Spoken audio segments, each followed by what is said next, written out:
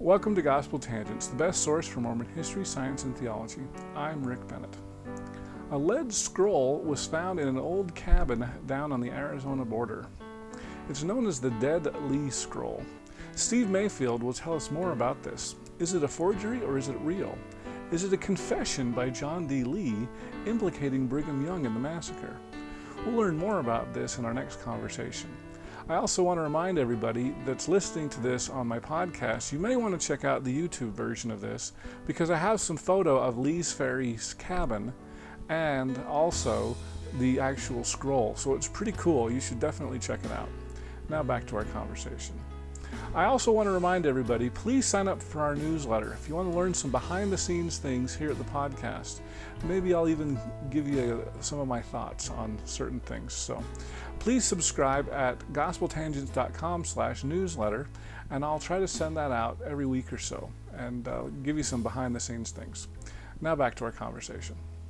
Well, I wanted to lay that foundation on John D. Lee because one of the things you are an expert on is something that to be honest, I had never heard of it until you had mentioned it to me, which was the Dead Lee Scroll. Okay, so tell us about the Dead Lee Scroll.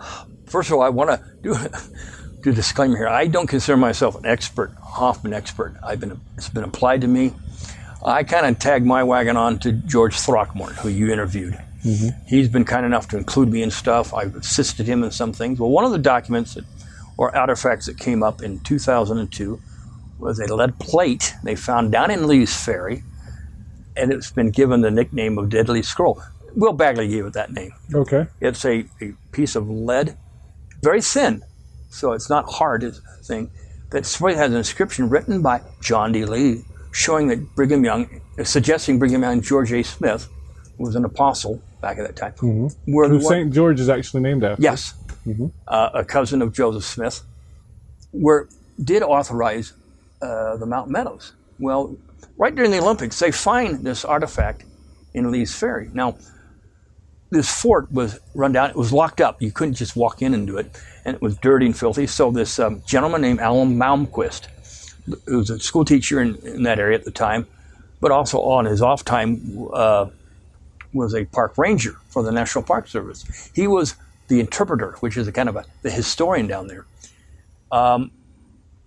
He had a 3-year contract. Well, 2 years he'd get paid, 1 year he wouldn't, but he could do voluntary things like at Lee's Ferry or Lonely Dale, clean the place up and be covered by workman's comp.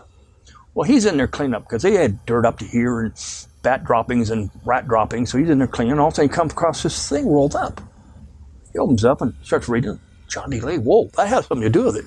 So he cleans it off, and they look at it, and they come up, hey, is this a confession? Is this some document that points out to it? Well, of course, boom, everybody loves it. Well, March of 2002, the archaeologist for the Park Service, she'd taken it to Phoenix and showed it to Bill Flynn, who worked with George Throckmorton on the Hoffman documents. Right. Bill Flynn's not LDS. Then she brings it up to Salt Lake to George Throckmorton, who was my boss at the time in the Salt Lake Police Crime Lab. And so he examined it, taking pictures of everything. And of course, the fun part of it, he knew very well I wanted to see it and be there, but I can't let you see it. You got to sit. So I'm just anxiously going for it. And finally he said, you can come in and see it. And he asked the lady, can he see it? Oh yeah, he could have been here all the time, And George was just laughing at me because he didn't. But then the next year in 2003, George and I took a trip down to Lee's Ferry to do an examination of the scene, look at the scroll again, and do a kind of look at the overall environment of Lee's Ferry. And again, with Alan Malmquist there, the fort's locked up, but he has the keys. He's the man with the keys, so we could actually go in. And I took photos and everything, and the examination that he came back with, he and Bill Flynn did, says, this is a forgery. It's a bad forgery. The spelling's bad, the names are spelled wrong, even how he inscribed his name was printed, because it wasn't cursive, it was printed, isn't the same as wouldn't it be hard to print or to do cursive on lead? Yeah, it might be. But John D. Lee did a lot of printing. There is a rock formation down there in Arizona on House Rock. We call it House Rock. And it's up against house rock. We call it signature rock because the pioneers going through would graffiti up there. They would carve their names and this thing up there. You have to go off the main road. It's kind of hard to find. But again, it's nice to have a Park Service guy lead it. Well, John D. Lee inscribed his name in it, and it's very distinct. Oh, really? Well, you compare that. Is this down by Moab, kind of? Or no, this is down along the Arizona Strip, right. I think it's still in Arizona. The Arizona Strip between Utah and Nevada? Yeah. No, it's on the Utah side, but it's a couple hours drive from Page. Okay. But it's to the west. But you compare that with how he wrote his name on the scroll. Yeah. It's completely different. Okay. What George does, he'll take various examples. Here's how John D. Lee did on the rock formation. Here's how he did it in his diary. Here's how he did it in another letter. And then you got the fourth one is what's on the scroll. And you can tell three of them are the same. One's not the same. Now. Okay. Well, the signature clearly looks like a forgery on the scroll. Yeah, on thing. And everything was bad about it. Some young man, I can't remember his name, Bunty, I think. He did an examination and said, well, it could be an actual lead plate from that time period, the 1850s or 1860s, whenever. I can't remember the date on it. But we found out that a lot of the major lead was manufactured out in Arkansas and Missouri along the borderline. So a lot of it. But he wasn't sure. It might have been he left the door open saying it might have been recent manufactured of this lead thing, but we don't know. So it might have been a legitimate piece of lead. So let me make sure I'm clear on that. So you're saying that back in 1870, let's say, approximate year, the lead could have come from Arkansas, or it could be a modern manufactured. But majority of the lead was manufactured in that area, so it would even in modern times. Yeah. Okay. So this isn't something that he would have. I mean, if John D. Lee had made this, it's not like he just dug a bunch of lead out of the ground and made a lead plate. They would have had it. Now, there's a lot of stories about it. Number one, well, he didn't have enough paper to write something. He had plenty of things on his diaries and letters and things. In fact, somebody look at his diaries where besides writing, he's writing down the sides and around it. He's using the paper as much as he can. And he had enough paper to write diaries and journals and letters and things like that. The idea that has been presented by Will Bagley, well, this is a very popular thing to do, is write on a lead plate. But I can't find any other example other than this one. This is the only example that I can think of, other than when you look on the internet, it says the gold plates of the Nephites, But we wanted to see if somebody in the Western United States during that time period had actually done that, written on a piece of lead, piece of metal, that we can compare it. We still can't find one. So this is the only one that exists. Yeah. Okay. And then I will say this, just really quickly. I was in Sandra Tanner's bookstore, and she has a facsimile of the golden plates that are made out of lead plates. Yeah. And the idea is, you pick it up, it's pretty heavy. And she said gold is even heavier than lead. Yes. And so her thing is, there's no way Joseph could have done this. But could anyway, run, So there are so if any of my readers know Sandra and want to see what a lead plate looks like, you can go to her right there in the bookstore. She has one right there. So anyway, this just some major problems. Bill Flynn determined that the engraving was done with a four-sided nail, but they rarely existed in the American West. They had the two-sided flat nail, but it might have been used with a modern-day nail. Okay, because whoever inscribed this used a four-sided nail, and in 1870-ish, John D. Lee only had two-sided nails. Yeah. Okay. Most likely, now, there was a four-sided nail invented in the 1870s in France, but not in America. So we're kind of dealing with some questionable. Yeah. But then the idea is that, this lead plate has been sitting up in the log roof of Lee's Ferry for all these years, and it just kind of fell down. We found it. Well, that's not the case, because at least twice in the previous 20 years before this was discovered in 2003, the Park Service took that roof down and revarnished it to save the wood. So it seems like it just barely got there. So somebody would have found it. Yeah. Now, in 1999, this is a couple years before it was discovered, somebody did take we found out they did a archaeological, architectural study, a big multi-page thing that National Park Service did, and somebody took a picture looking in to where it was, and Alan Malkin says, well, there it is right there, 1999 photo, there's the lead plate, because that's where I found it and there it was. So I've got a picture of that picture showing where it is. So at least by 1999, it was in the fort, but it didn't come out of the roof. So we're assuming somebody probably just tossed it in there. Tossed it in there after 1999. Or before, by 1999, it was tossed in there. And it had been sitting there because, again, nobody was in the fort, and you had dirt piled up here. So it looked like an old beer can or pop can that was just sitting there until Alan Malmquist went in and cleaned it. So now, was it actually rolled up like a scroll? Yeah, it was rolled up. Yeah, oh, okay. Rolled up. That's why you call it the scroll. Okay. And then they laid it down. So it wasn't a flat plate like the golden plates, right? When they brought it out, it was, yeah. Oh, so somebody actually had to unroll it. Yeah, Alan Malmquist unrolled it, and he cleaned it off, and that's when he found it. It's right now being housed in the vault down at the National Park Service in Page, Arizona. So, and like I said, we saw it up here. We saw it the 2 other times. I know that when they first had the press conference in 2002, they showed it to the press and everything. But it's a bad forgery, according to George Throckmorton. It's bad. Now, whether it has any connection with one Mark Hoffman, we don't know. Bill Flynn says it's Hoffman-esque. Mark did work with metals because he did some coins and some other items.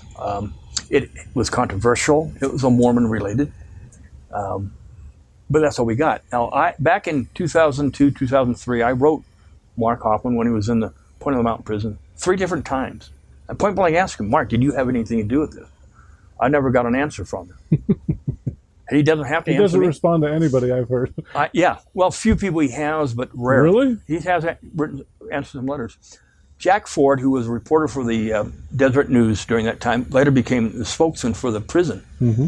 And I talked to him one time. He says, back when he was there, and he said... There at the prison? Or at the prison. At the news? Yeah. He was a spokesman. He'd get requests from the media 3 or 4 times a month. Can we interview Mark Hoffman? He'd go down and say, Mark, this paper wants to talk to you. He says, no, I don't want to talk to him. He says, happens all the time, but I can't make him talk to anybody. It's up to him. Right. I've asked Ron Yankage, his attorney. He says, if I give you a letter that I've written before and he won't answer me, will you give it to him? He says, I'll take it to him, but I can't make him answer you.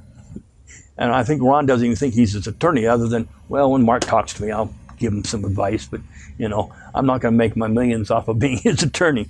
So it's one of those things. It's a mystery. Is it a Hoffman? We don't know. Well, to me, it seems unlikely that it would be, because the bombings were in 85? 85. And he went to jail in 86 or 7. 87. January of 87, yeah. And so the earliest that we can even think that this might have gotten in there was about 1999. Well, the first time we know it's there because of this photo. It may have been there a long time.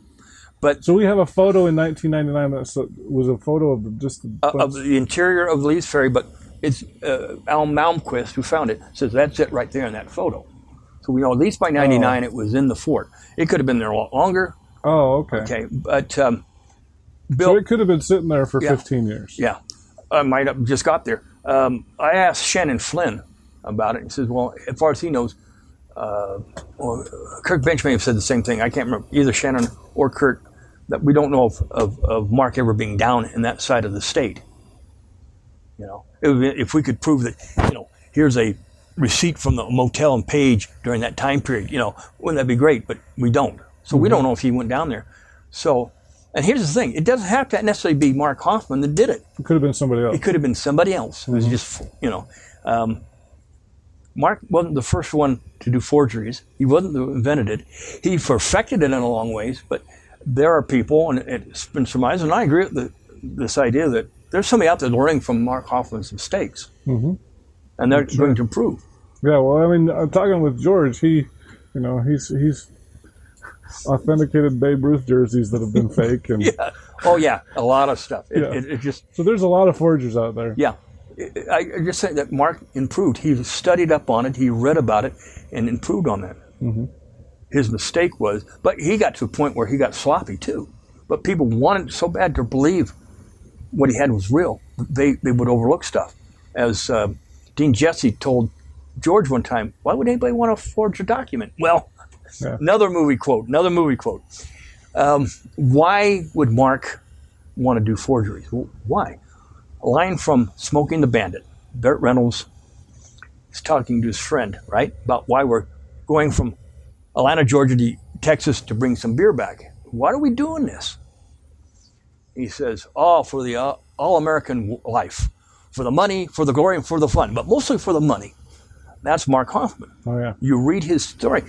It was glory because for 5-6 years there, he was a hero. He was the greatest thing in the Mormon history community. He was getting the press nationwide, worldwide. He admits it was fun fooling people. I loved it. I loved fooling people.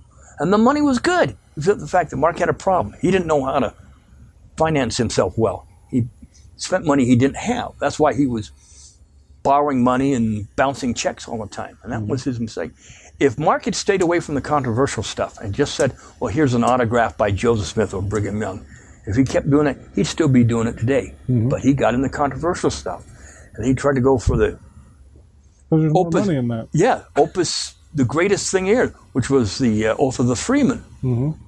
And he got to a point, and I think, and George mentioned it, where he had the one guy from Idaho that slapped Mark. You know, I don't care. And he got nervous. Can you tell us his name? George never told me. He wouldn't tell me either. Because he made 3 Oath of the Freemans. The one that's back in New York, right. The one in Idaho, and there's one in Brazil. Right. And it's like, Mark got nervous. Part of the thing, too, was the fact that he gave Steve Christian some musician papyrus, which was legitimate. But Steve was going to bring Kenneth Rendell from New York to look at it, and that's where Mark got it from. Now he's panicked because I'm going to be exposed. So he kills people. He kills Steve Christensen, get him out of the way. He plants a bomb at the Sheets home because there was that. Yeah, he was trying to throw people off on it. But then the next day, you know, so my friend's killed, blah, blah, blah. I'm supposed to meet with somebody the next day. The person doesn't show up. He takes the bomb back. It goes off in his car up there near where is now the conference center.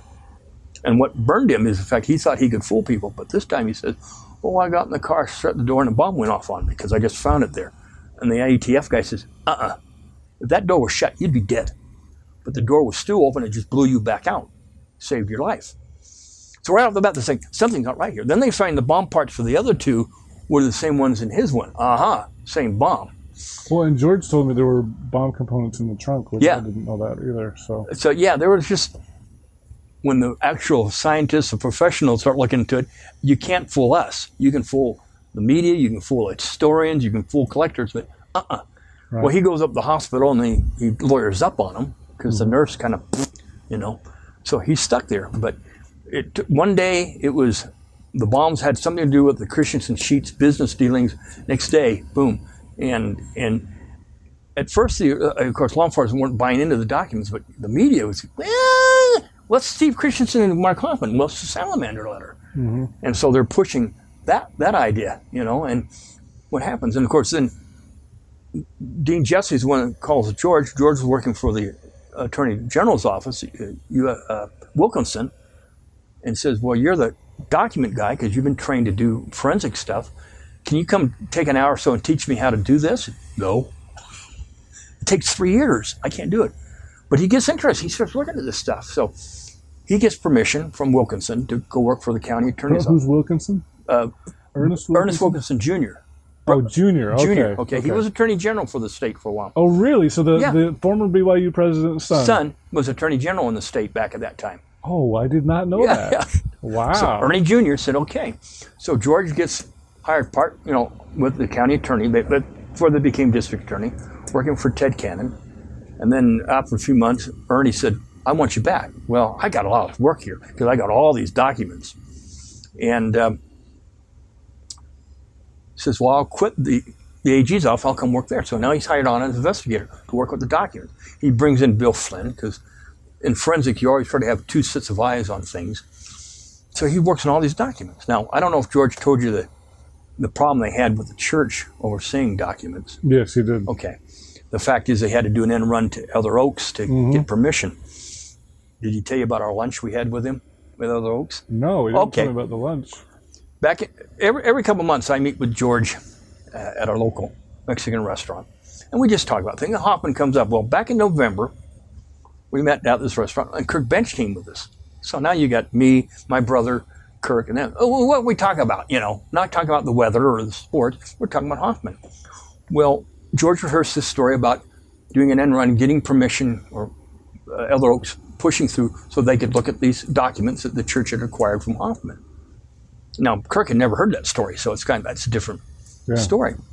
Well, after we talked about this and how great it was, I'm sitting there, and they had their back to it, but the driveway to this restaurant, this car pulls up, this lady's driving in, and this bald-headed guy steps out, turns around and says, "That's Elder Oaks right there." So I kind of said, "Well, what do you know? You're talking about? Here's Elder Oaks." Well, they couldn't see him. They're saying, "Yeah, right, yeah." So, okay, wait till you see him come in the door. A few moments later, here comes Elder Oaks. And we all started laughing. So my brother says, "Hi, Elder Oaks." He comes over, and we introduce ourselves to him. And George says, "Maybe you don't remember me. I'm George Throckmorton. I worked on the hospital." "Oh, I remember the name. I just didn't remember the face." So we had a nice little talk and kind of teased him. He says, "Well, you're going to sit with us?" "No, I have my wife. I got a better offer with my wife," because he was driving. So they go down and sit there. Well, it may only take 20 minutes to eat, but we spend 2 hours just talking. So he finally gets up and comes over. I guess maybe now it clicked what was going on. So he's talking to us and high compliments to George, about the work he did and how important part. His wife's over there pulling on his sweater like, gotta go. Then Kirk jumps up and says, "Well, if I bring some books to your office, will you autograph them?" He says, "Well, as long as the books I wrote." And he says, "Well, it's Carthage Conspiracy." He says, "Well, we're not supposed to give autographs out, but I can do that for you." And so we had a very nice conversation, and it was so funny. Just we're talking about him. So our ongoing joke now is every time we meet, "Did you call Elder Oaks to come have lunch with us?" But it's one of those things that that once the science got involved, and once he and Bill Flynn started looking at the documents, this stuff started coming out that the documents do have something to do with this homicide, And then, of course, Ted Cannon had a sex scandal going on in the county attorney's office, so he has to resign. They bring in an old county attorney named David Yoakum to take over. And the first thing he says is, "Clear this case off the desk. It's going to cost too much. Plea bargain it." And that's what he and Bob Stott, the lead attorney, will plea bargain it. And of course, at the same time, he's saying, besides plea bargain, I need to cut budget. So, George, you're out of here. You're a little man on the totem pole. So George is out the door. After all this work he's done for a year or so on this stuff. Yeah. So it was kind of sad, but George has been thank goodness, because eventually he became my boss in the Salt Lake Crime Lab, which one of the highlights of my career was the 10 years I worked with him. George is great. Yeah. So that was just the fun stuff. I still want to. I need to set up another interview because he was talking about the Howard Hughes well. Yeah. I was like, oh man. Well, that and his involvement and stuff, but obviously that put his name out there. A lot of people now, George Throckmorton, I know the name, but what is it? Some people say, Throckmorton, wasn't he involved with Hoffman and his bombings? Well, not with the bombings. In a roundabout way. Yeah. But with having George as my boss for 10 years, he and I have done some presentations like at Sunstone and so forth. I hope you enjoyed our conversation with Steve Mayfield. In our next conversation, we'll talk about him actually purchasing a real Mark Hoffman forgery. It's a pretty interesting conversation. Check it out. In January of 2000, the former owner of Cosmic Airplane sold it to Ken Sanders, who used to work there, but now had his own bookstore there in Salt Lake, Ken Sanders Books. Well, he had it on display, and I'm just sitting there just, oh, I would love it, but it was like $4,000 he wanted for it. Well, I had enough in a credit card, so I bought it from him. Oh my goodness! In August of 2000. So for 4 years, I owned. So you knew it was a forgery. Yeah, it sold as that. Okay. Immediately I sold it. After I bought it, I take it back to the office and show George, and he showed some things on the document that only he and I know. I hope you enjoyed that short clip from our next interview. If you'd like to hear the entire interview uncut, please go to our patreon.com/gospeltangents and subscribe for just $5 a month. If you'd like a transcript of this, please click the yellow subscribe button at gospeltangents.com, and I'll send you this and all future transcripts. Also, if you'd like a paperback like we've got here, those are available at our website at amazon.com. Just do a search for Gospel Tangents. Please get all updates at our Facebook page at facebook.com/gospeltangents. We're also on Twitter at Gospel Tangents. You can also get transcripts individually at our website, gospeltangents.com/shop. Finally, make sure that you subscribe on our Apple Podcast page. Just do a quick search for Gospel Tangents there and give us a 5-star review while you're at it. Thanks again for listening. Your support helps create more Mormon history classes and podcasts such as this, and so I really appreciate you listening. Please share with your friends. Click here to subscribe, here for a transcript, and over here you'll see some more of our great videos. Thanks again.